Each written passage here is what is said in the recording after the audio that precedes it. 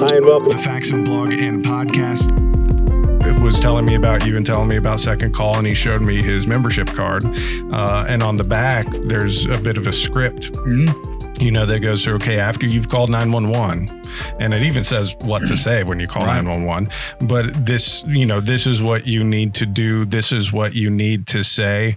I mean, just for the folks who are listening, and we'll show a picture of one of your cards too. But what are some things that people do need to keep in mind if they've found themselves in this situation where they've had to use their firearm in self-defense or brandish their firearm in self-defense and need to start making those calls? What are some of the high-level tips that you could give them? Well, the first thing they need to realize is that the moment they call 911, they're on tape and the criminal investigation against them has begun. Now, I'm not saying that the 911 operator is out to get you, but he or she will testify against you in court. A perfect example of that is in the Zimmerman case. George Zimmerman never made a 911 call, but 5 other people did who heard that, and they were grilled by both sides on the stand for what they said and heard on that 911 call. So that's important to know that as soon as you make that call, that the game is on, so to speak. Yeah. Then you want to make it as short as possible. You identify yourself. My name is Sean Maloney. I live at 4793 Willow Ridge Court. I was in fear for my life. There's been a shooting. Send an ambulance and police. I'm 6'2". I'm bald. I'll be in my driveway with a white T-shirt and boxer shorts on. And don't go out there with your gun. Exactly. Identify who you are and what's going on, and that's it. You've given them everything you needed to give them. You've summoned help.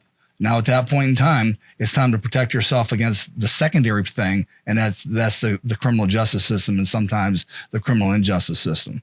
We have the best system in the world, but at times it's certainly not colorblind, and it's not blind to the facts, real or what they imagine them to be. So that's simply the first time I gave that seminar was at the Great American Outdoor Show, and there was gasps from everybody. I got surrounded by the media. You're telling people what to say, and I won't call. You're telling them to be deceitful. I said, no, not at all. I'm just telling them that they don't need to make any other statements until they're represented by counsel. Right. There was a Supreme Court justice 100 years ago, and he used some famous words.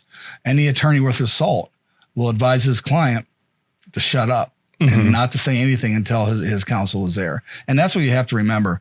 Now, on top of everything else that's going on, after you use your firearm in self-defense, you're suffering from the psychological and physical aspects of a threatening encounter. Yeah. Norepinephrine is just dumped into your body. Your heart rate's increased. You've had tunnel vision, hearing deprivation, the adrenaline. You really don't know what happened. But that's the moment the police want you to make a statement. Well, that's the statement that at that point in time that you were the most a non-credible person that there is, because you have no idea what happened. Right. And over time, that'll come back. Sometimes it's weeks, days, months, sometimes not all it ever comes back. That's just the way the body responds. And so that's why you say nothing, and then we'll move forward. Hi, and welcome to the Faxon blog and podcast.